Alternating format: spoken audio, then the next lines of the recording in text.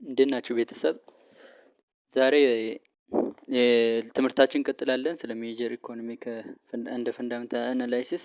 ባለፈው ያየነው ስለ እንትን ነበር፣ ኢንትሮዳክሽን ፓርት ነበር እና ከኢንትሮዳክሽን ፓርቱ የተማርነው ፈንዳሜንታል አናላይሲስ ምንድነው፣ ኢኮኖሚ አናላይሲስ ምንድነው፣ ፈንዳሜንታል አናሊሲስ እና ቴክኒካል አናላይሲስ ምንድነው ልዩነታቸው የሚለውን ነገር አይተናል ማለት ነው። ዛሬ ደግሞ በሌላ ሌሰን መጥተናል። እሱ ደግሞ ጂዲፒ ይባላል። ከዚህ በፊት ሰምታችኋል ብዬ አስባለሁ።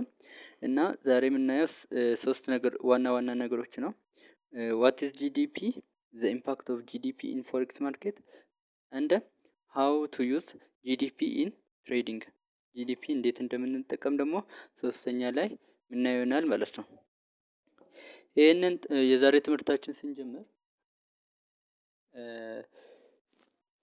ጂዲፒ ምንድን ነው ከምለው ነገር እንነሳለን እና ጂዲፒ ኢዝ ዘ ቶታል ቫሊዩ ኦፍ ኦል ጉድስ ኤንድ ሰርቪስ ፕሮዲውስድ ዊዝን ኤ ካንትሪ ኢን ኤ ስፔሲፊክ ፒሪድ ኦፍ ታይም ኢት ሾውስ ዘ ሳይዝ ኤንድ ሄልዚ ኦፍ ዘ ኢኮኖሚ። ጂዲፒ በሶስት ኦር በአራት ኦር በአንድ አመት ውስጥ ሊሆን ይችላል አንድ ሀገር ያመረተችን ጉድስ ኦር ፕሮዳክት የዛን አጠቃላይ ቫሊዩ ማለት ነው። የዛን አጠቃላይ ቫሊዩ የአንድን ሀገር ኢኮኖሚ ያ ቫሊዩ እያደገ ከመጣ ብዙ ፕሮዳክት ቫሊዩ እያገኘ ከመጣ የአንድ ሀገር ካንትሪ ኢኮኖሚ እያደገ ይመጣል ማለት ነው። እያደገ ይመጣል። ስለዚህ ጂዲፒ የአንድን ሀገር ኢኮኖሚ በጣም ነው ይለካል ማለት ነው። እና ጂዲፒ እንዴት ነው የሚፈጠረው የሚለው ነገር ካየን አሁን ለምሳሌ እኛ አለን እንበል፣ እንደ ኢትዮጵያ እንውሰድና እኛ አለን እንበል እና ደሞዝ አሁን የመንግስት ሰራተኛ ነን፣ ደሞዝ እናገኛለን። ሰዎች አሉ እንበል በቃ እና ለመኖር ግዴታ ኮፊ ኦር የሆነ ነገር ያስፈልገናል እንበል ኢትዮጵያ ምርታመርተው ውስጥ እና አሁን ለምሳሌ ኮፊ እንውሰድ እና ኮፊ የሚያመርቱ ደግሞ አሉ። እኛ ብር ስናገኝ ያን ኮፊ እንገዛለና ያንን ኮፊ እንገዛለን። እሱን ከገዛን በኋላ ስንገዛ መኒ ስፔንድ እናደርጋለን። ከዛን ቫሊዩ ክሬት ይደረጋል። ቫሊዩ ስንል ኮፊ በደንብ እያመረቱ ይሄዳሉ ማለት ነው። ከዛም በኋላ መንግስት ከታክሲ ኦር ከግብር ገቢ እያገኘ ይሄዳል ማለት ነው። ከዛን ኦነሮች ደግሞ ብዙ ስራ ይፈጥራሉ። ባለፈው ደግሞ አይተናል። ብዙ ስራ ሲፈጠር በአንድ ሀገር ውስጥ ኢኮኖሚው ያድጋል ብለናል። ከዛም በኋላ እንደዚህ ነው በቃ መኒ ፍሎ የሚያደርገው። መጀመሪያ ሰዎች የሆነ ነገር ይፈልጋሉ። ልብስ እንበል፣ የፈለገ ነገር እንበል እና ገንዘብ ያወጣሉ ያን ነገር ለመግዛት። ፋብሪካዎች ደግሞ ፕሮዲውስ ያደርጋሉ። ከዛም በኋላ መኒ እና ለዛ ነገር ቫሊዩ ክሬት ይሆናል። ቫሊዩ ክሬት ሲሆን ደግሞ ኦነሮች ገቢ እያገኙ ይሄዳሉ። ያን ገቢ ሲያገኙ ወደ ባንክ ይሄዳል። መንግስት ደግሞ ታክሲ ኦር ግብር ያገኛል ማለት ነው። እነዛው ሳይክል እየሆነ ይሄዳል ማለት ነው። ይሄ ነገር እየተደጋገመ ይሄዳል። እንደዛ ነው ጂዲፒ የሚፈጠረው ማለት ነው። ቀጣይ ደግሞ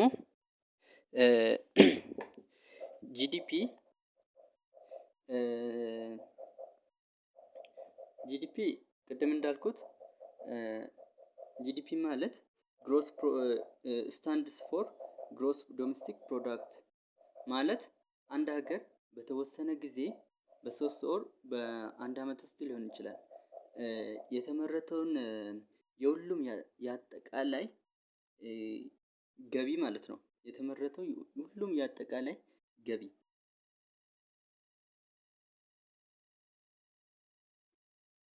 እና ይህ ጂዲፒ ለምን አስፈለገ ስንል ጂዲፒ ያስፈለገው በፎሬክስ ውስጥ ጂዲፒ ከፍ ሲል የአንድ ሀገር ኢኮኖሚ ከፍ ይላል። የአንድ ሀገር ኢኮኖሚ ከፍ ሲል ደግሞ የነሱ ካረንሲም ስትሮንግ ይሆናል ማለት ነው።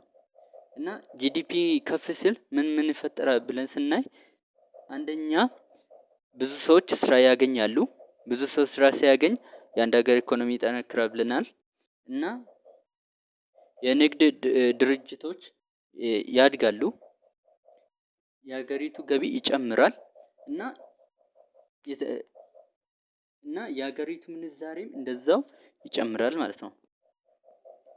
እና ወደ ሌላ ሳናልፍ እንዴት ነው ጂዲፒ ማየት የምንችለው? ኦር ፎሬክስ ፋክተር ላይ እንዴት ነው ማንበብ የምንችለው? ስለ አክቹዋል ፎርከስት እና ፕሪቪየስ እንማራለን ማለት ነው። እና አክቹዋል ማለት ኒውሱ ከተለቀቀ በኋላ የሚወጣው ትክክለኛ ሪዛልት ነው።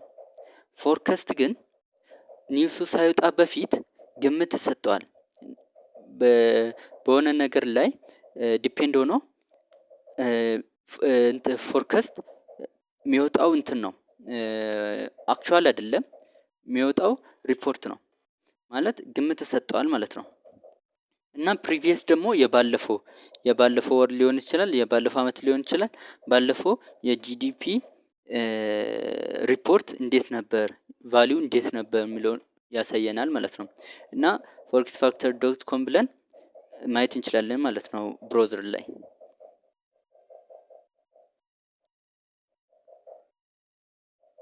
ጂዲፒ ሲወጣ ምን እንመልከት ለምለው ፎርከስት፣ አክቹዋል፣ ፕሪቪየስ። አሁን ፎርከስትን እንመለከታለን። ፎርከስቱ አሁን ለምሳሌ ፕሪቪየስ 2.8 ከሆነ ፎርከስት ደግሞ ይቀንሳል ብሎ የሚያስቡ ከሆነ 2.3 ይሆናል ማለት ነው። ይቀንሳል ብሎ የሚያስቡ ከሆነ እንደዛ የሚሆን ከሆነ አክቹዋል ላይ እንደዚህ ሊሆን ይችላል፣ ከዚህም በታች ሊሆን ይችላል፣ አይታወቅም። ግን እኛ በዚህ ላይ ተመስርተን የአንድ ሀገር ኢኮኖሚ ስለቀነሰ ያሁን የአሜሪካ ኢኮኖሚ የአሜሪካ ጂዲፒ ስለቀነሰ ኢኮኖሚ እየወረደ ነው። ኢኮኖሚ ሲወርድ ደግሞ ዩኤስዲ ቡሊሽ ይሆናል ማለት ነው። ቤሪሽ ይሆናል ማለት ነው።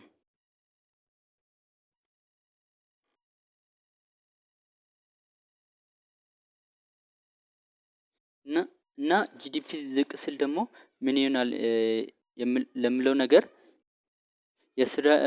የስራ እድሎች ይቀንሳሉ።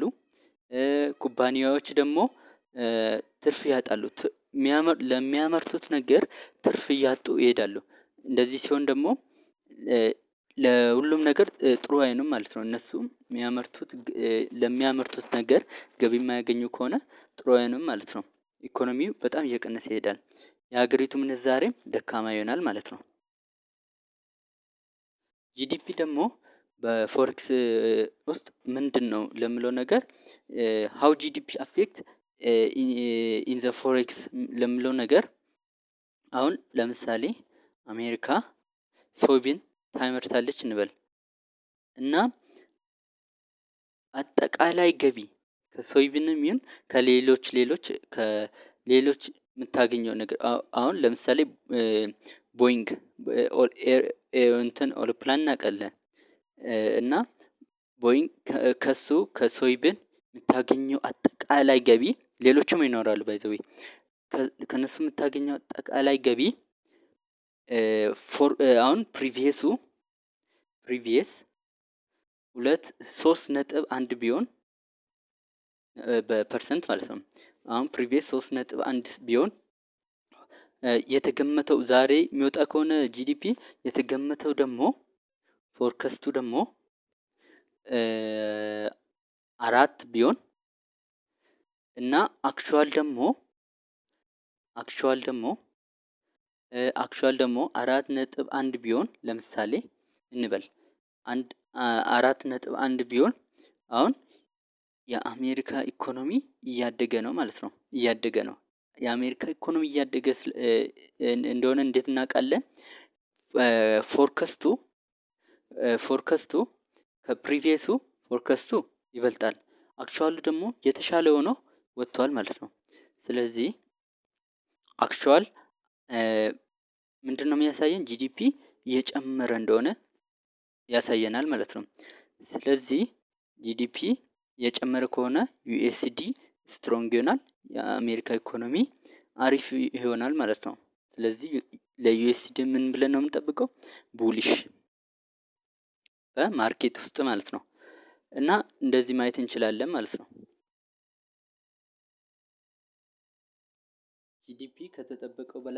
ጂዲፒ ከተጠበቀው በላይ ሲወጣ ደግሞ የአሜሪካ ኢኮኖሚ ይጨምራል ብያለው፣ ዩኤስዲ ይጠነክራል ብያለው። ጎልድ ደግሞ ብዙ ጊዜ ይቀንሳል። ጎልድ ይቀንሳል። ለምን ስንል ዩኤስዲ ስትሮንግ ከሆነ ለጎልድ አሪፍ አይሆንም። ኢንቨስተሮች ዩኤስዲን ይመርጣሉ ከጎልድ። ለምን? ዩኤስዲን የሚመርጡት ዩኤስዲን የአሜሪካ ኢኮኖሚ ቢቀንስ ነው። አሁን የአሜሪካ ኢኮኖሚ ስለጨመረ ዩኤስዲ ብዙ ፈላጊዎችን ያገኛል። ባይ ዘ ዌይ ጎልድን ኢንቨስተሮች እንደ ሴፍቲ አሴት ነው የሚያዩት።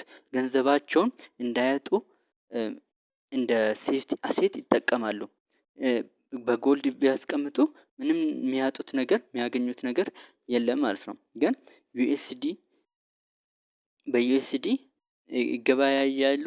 ከዛም በኋላ እነሱ ገቢ ያገኛሉ። ግን ዩኤስዲ ደካማ ከሆነ ነው ጎልድ የሚመርጡት። ዩኤስዲ እና ጎልድ ተቃራኒ ናቸው። ዩኤስዲ ሲጨምር ጎልድ ይቀንሳል፣ ጎልድ ሲጨምር ዩኤስዲ ይቀንሳል። እንደዛ ነው ማለት ነው።